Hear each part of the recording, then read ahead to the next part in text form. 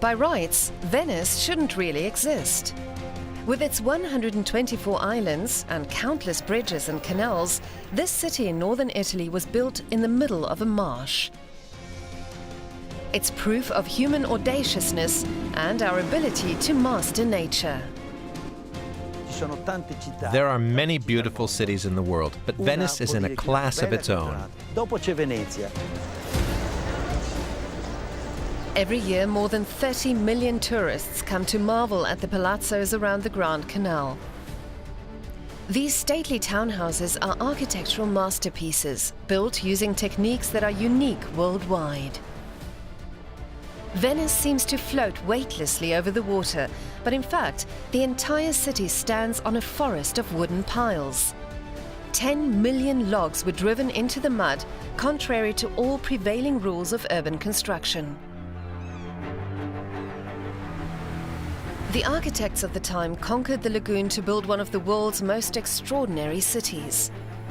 But the water is a continual threat, even today. Will Venice's palaces withstand the danger posed by the water, or will they gradually sink?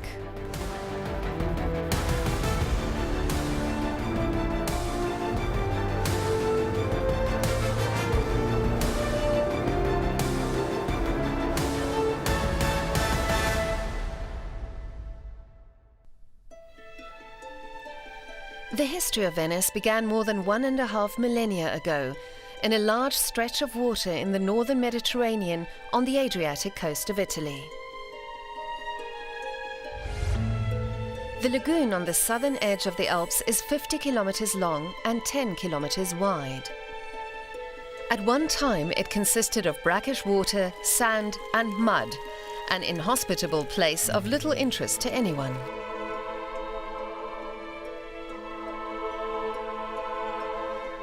Then, in the 5th century, coastal inhabitants discovered the lagoon as a refuge. The lagoon was a natural fortress. It was very difficult for enemies and their sailing ships to find their way around here. Only the locals knew all the channels, so they didn't have to build walls.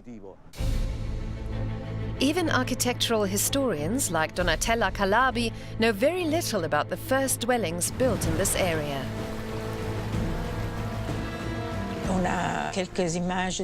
There are just a few paintings which give us an idea of what things may have looked like on Rialto Island.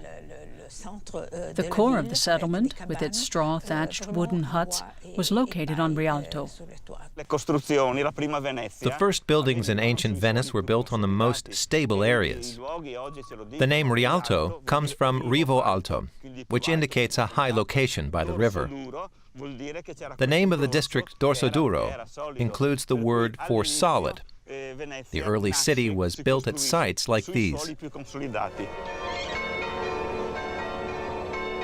Those beginnings were still centuries away from the Venice of palaces and bridges we know today.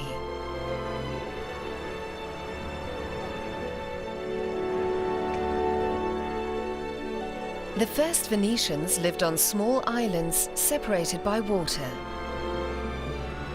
Each island had a small village with a similar structure, a central open space with houses around it and a church in the middle.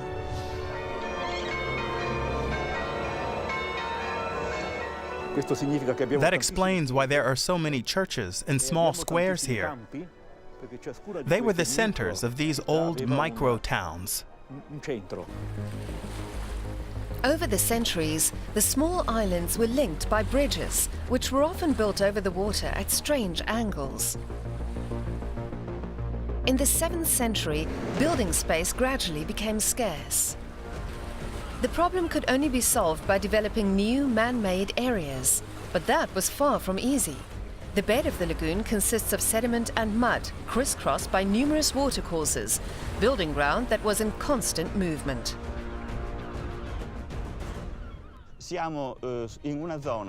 Geologically speaking, this is neither solid ground nor the sea. The ground varies considerably. On the one hand, it is characterized by the sand, which the rivers transport from the land. Out in the reeds, there are peat soils with a totally different consistency. So Venice is built on various layers of different density, and that makes for problems. Why do we see so many slanting church towers? Because they are not standing on just one type of substrate.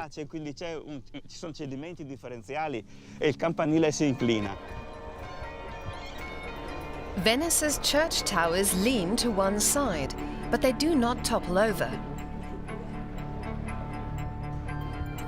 So how did architects manage to build on this difficult ground without the buildings collapsing? The secret is to be found in simple wooden posts. Hundreds of thousands of them were driven into the bed of the lagoon. At depths of 3 to 8 meters below the surface, architects had discovered a layer of sedimentary clay known as caranto beneath the mud. By driving the posts into this layer of clay, a stable building foundation was made possible. Civil engineer Dino Cimoli explains the principle. In order to stabilize the building substrate, wooden piles were driven into the bed in each area. If sufficient piles are used and the area is then soaked with water, the mud between the piles becomes compressed and thus more stable than everything outside the area. The piles keep everything together and prevent the substrate from being washed out. That's the principle behind ground stabilization. In this way, the Venetians created man-made areas on which an entire city could gradually be built. Because architects had discovered that the wooden piles did not rot in the mud.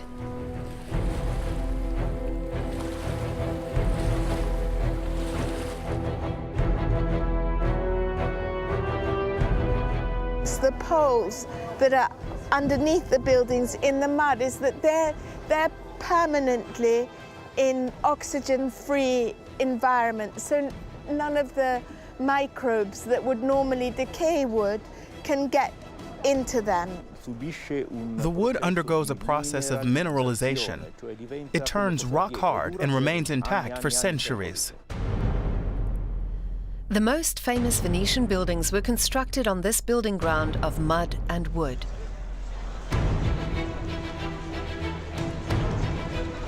St. Mark's Square with its bell towers stands on 100,000 wooden piles. The foundations of the Rialto Bridge rest on 12,000 piles. And more than 1 million wooden piles were driven into the lagoon for the impressive La Salute Basilica, which is built of marble.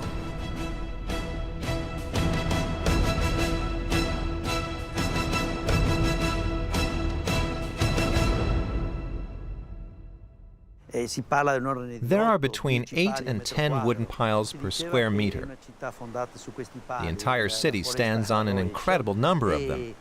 It's rather like the opposite of a forest. Here, the trunks function like roots.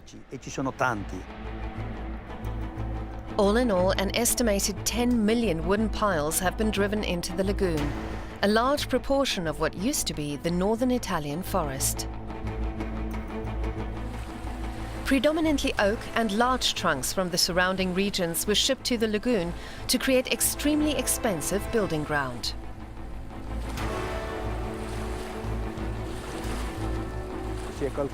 The foundations accounted for half the construction costs.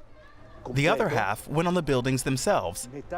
So the section underwater was just as expensive as the part we can see.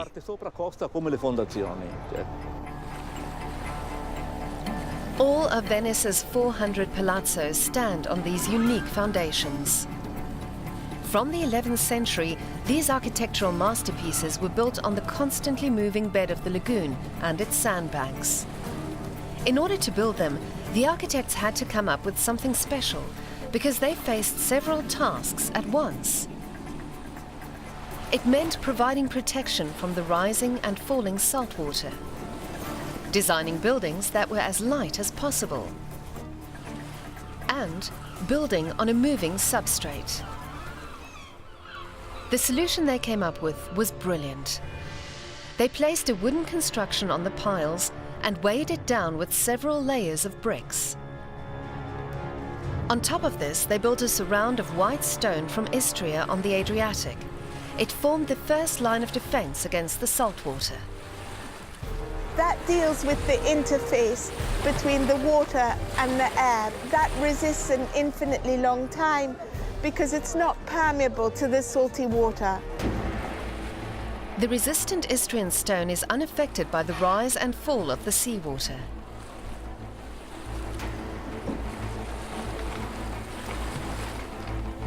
The height of this protective wall corresponded to the tidal range. In this way, the water was prevented from coming into contact with the more sensitive, load-bearing brick walls. For good reason, the palaces on this stone base were designed with a maximum of 3 floors.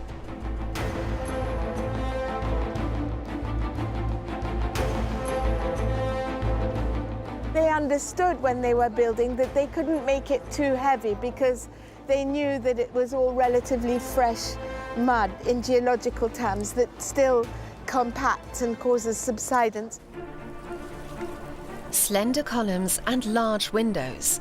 In their efforts to build with minimum weight, the architects created the special Venetian style, elegant and graceful. But despite the lightweight construction method, by no means had all the challenges been overcome. Because the movements of the ground and the water here are so variable, the buildings themselves could not be too rigid. But here too, the Venetians came up with clever solutions, like using special regional building materials such as lime mortar. It was used in the construction of the brick walls. Applied as a cement substitute, it has the advantage of remaining flexible. Lime was probably the most important construction material because of its adaptability. It doesn't get as hard as cement. Architects always wanted to build what they wanted and how they wanted, not to be restricted. The material just had to remain flexible in the future, too. That also applied to the flooring between the stories. They used wood, which is also a flexible material. Another trick ensured flexibility where the wall and the floor joined. The beams were set in the walls in such a way that they could always move within them. Flexible and supple, Venetian buildings are like living organisms which adapt their form to the vagaries of the moving substrate.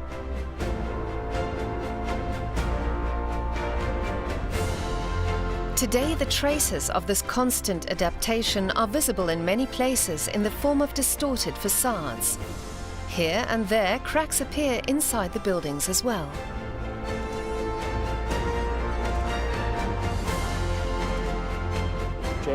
There have been a couple of instances of subsidence. Some facades have become distorted and tilt slightly, but not one of the Venetian palaces has ever collapsed. Venice's architects constructed the buildings so well that they can even withstand the frequent earthquakes in the region.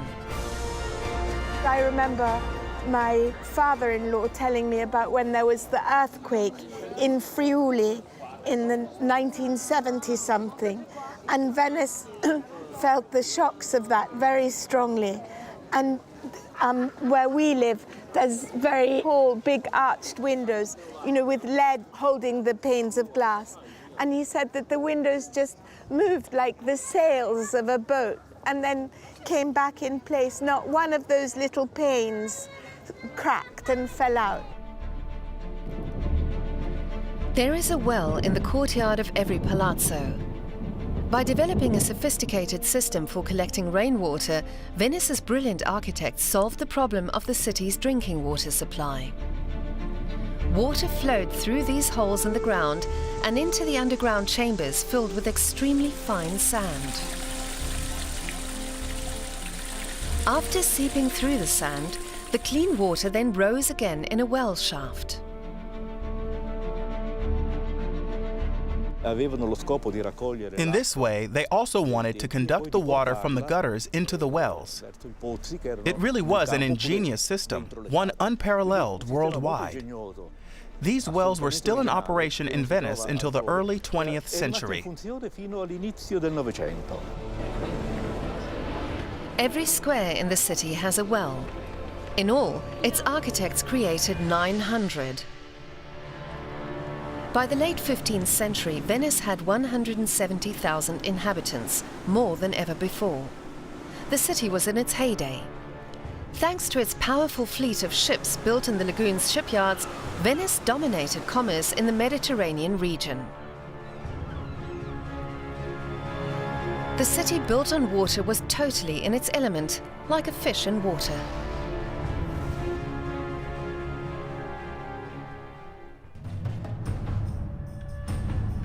The Venetians had created an architectural jewel in the North Italian lagoon.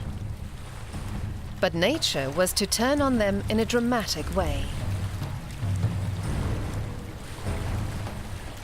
As a result of human interference in the lagoon's system of channels to facilitate shipping, new dangers began to threaten the blossoming, influential city. The work was having a serious effect on the bed of the lagoon and the tidal water levels. The natural balance in the lagoon was under threat.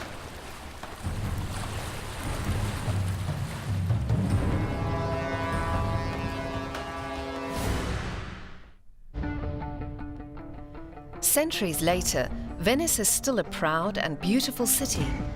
But over the centuries, the lagoon changed completely.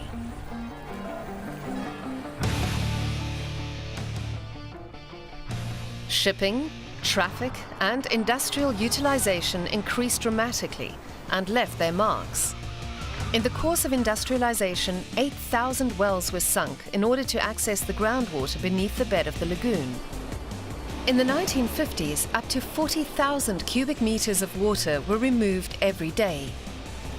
Civil engineer Pietro Tiatini describes the consequences for Venice.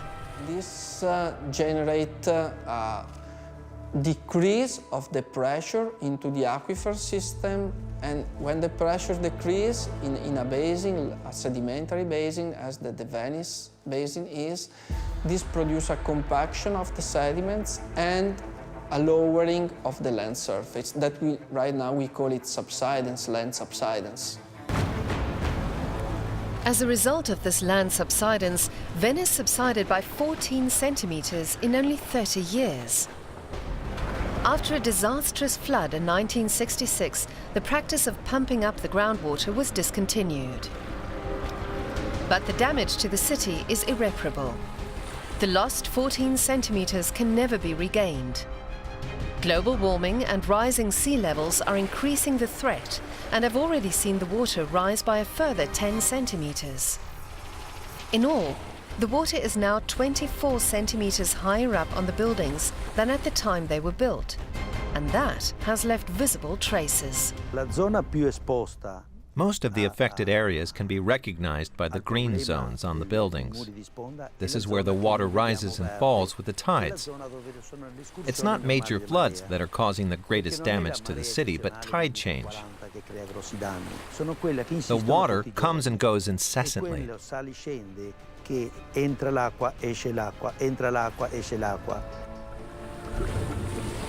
With each new tide, the salt water is now also reaching the bricks and nullifying the architect's centuries-old preventative measures. The ring of Istrian stone can no longer protect the palaces from the water.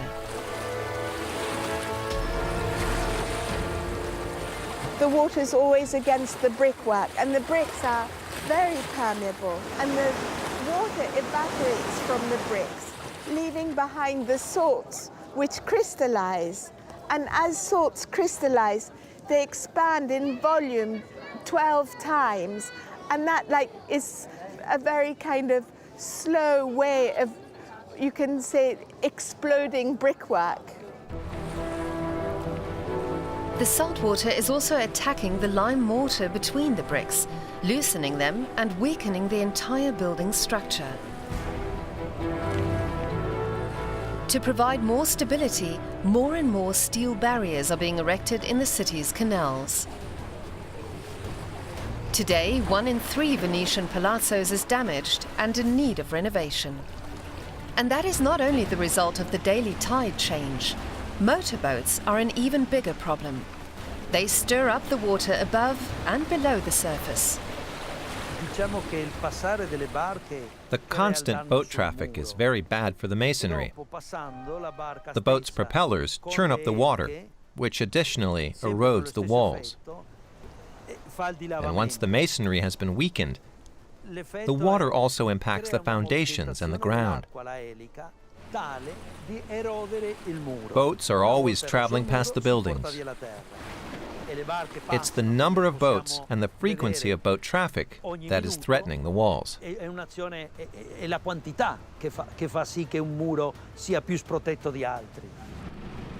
The churned up water gets into any cracks in the brickwork and threatens the entire building structure. It also loosens the compacted earth between the piles, the centuries-old foundations on which the buildings stand. In the attempt to limit the damage, the city has introduced a speed limit for water taxis. The large cruise ships, which head for the lagoon every day, are a further problem. These big ships move huge volumes of water. You know, that's Archimedes' principle. There's still a volume equivalent to the volume of the ships that gets moved. And when they're in the Giudecca Canal, in all the lateral, narrow little canals, the water level rises and then goes down again with the passage of each ship. It's like a wash of water that moves within, you know, over tens of seconds or minutes.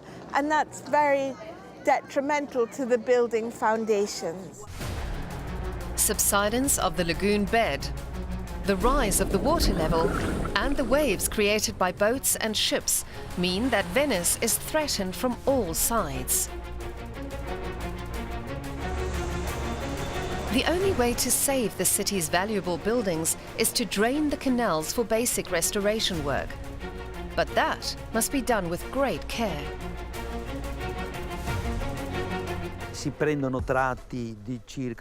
Work only takes place in drained sections with a maximum length of 50 meters. Draining the canals leads to a settling of the geological layers, and that can result in damage to the neighboring palazzos. So a canal can't be drained for longer than 3 months. Today, more modern methods are also being applied. In order to stabilize the walls, chemicals are introduced into the lime mortar. They prevent water getting into the bricks. All these measures are carried out by hand.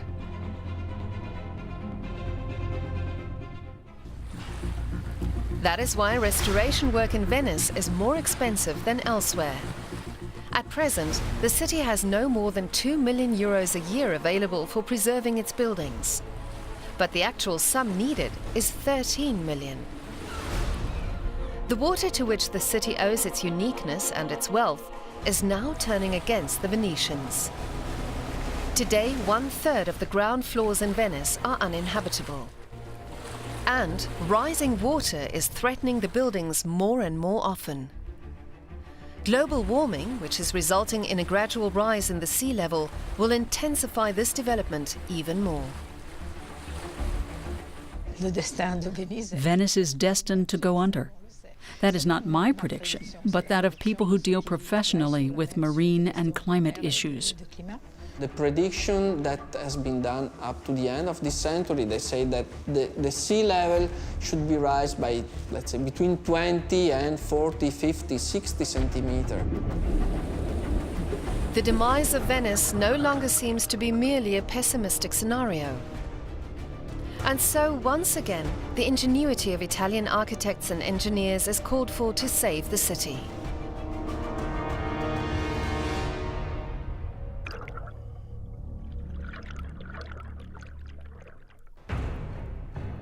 The Morse project is an elaborate and expensive attempt by the Italian authorities to save Venice. Concrete foundations weighing many tons have been sunk at all 3 lagoon inlets. Anchored in them are giant floodgates. At high water, these can be raised as far as the water level requires.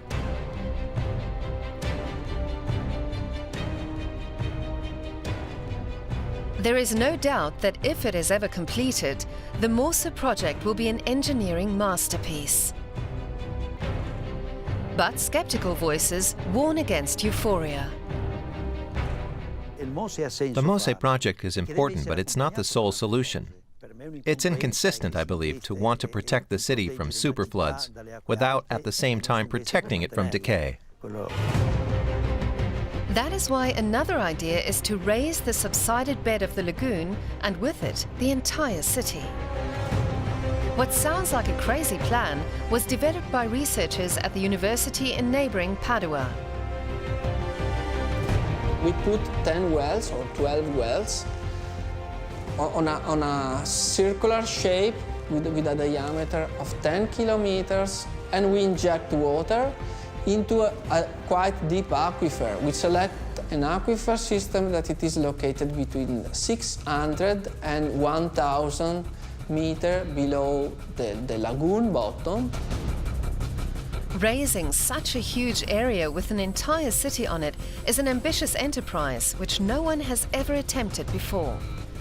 The plan is to pump 50 liters of salt water per second through the wells and into the substrate. Over a period of 10 years, researchers have calculated the bed of the lagoon could be raised by between 20 and 25 centimeters. The water level in the canals would then sink by the same amount. But the plan is not without risks.